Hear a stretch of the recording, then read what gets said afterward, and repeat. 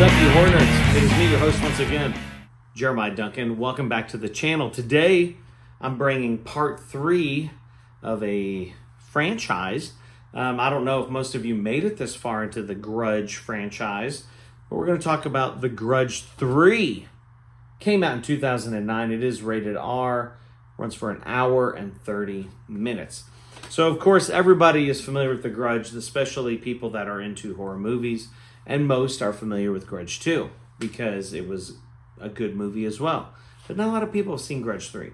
And I don't really know why. I think a lot of times these cash cows just keep churning them out and people are just like, dude, we're done. You know, like it's enough. But if you haven't seen this one, let me get you connected. All right. From Ghost House Pictures, the makers of 30 Days of Night and The Grudge, comes the next installment of the Grudge series. Thank you for that. All right. How do you stop a curse that never dies? Jake, the sole survivor of the Grudge 2 massacre, is tortured by his chilling visions of Kayako and Toshio that have led to his hospitalization. Jake's caretaker, Dr. Sullivan, played by Shawnee Smith from the Saw series, is determined to investigate this horrifying tale. She explores the Chicago home, finding another family on the brink of succumbing to the curse.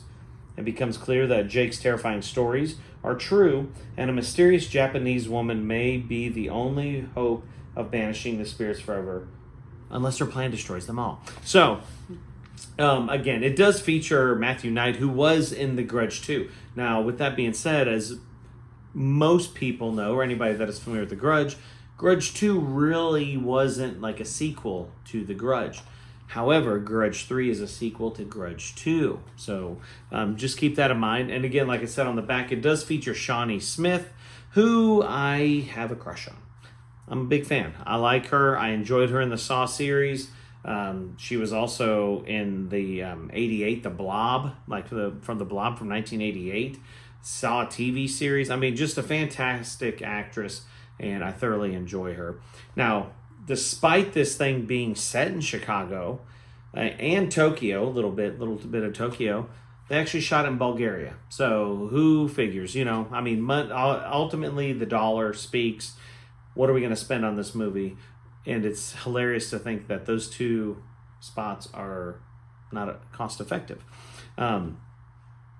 I think the first Grudge film is like, I don't know, it was loved, completely loved in the U.S. and not so much a lot of other places. But this one here, I mean, I thought it was pretty good. I'm not going to lie. I mean, again, despite them trying to milk the franchise, I enjoyed this one. I watched this one. I was engaged. I don't think the story's bad. I mean, there's some jump scares, and I mean, it's creepy. There's nothing groundbreaking, okay? I will say that. It is a Grudge movie, so you know exactly what you're expecting. But cinematography's good, the acting's good, and I enjoyed it. I mean, I'd still watch it, especially if you like the other Grudge movies. I'm giving it a 5 out of 10. It's a good movie. I keep it in the collection. Not bad. The Grudge 3. If you've seen it, comment below. I'd love to hear your thoughts.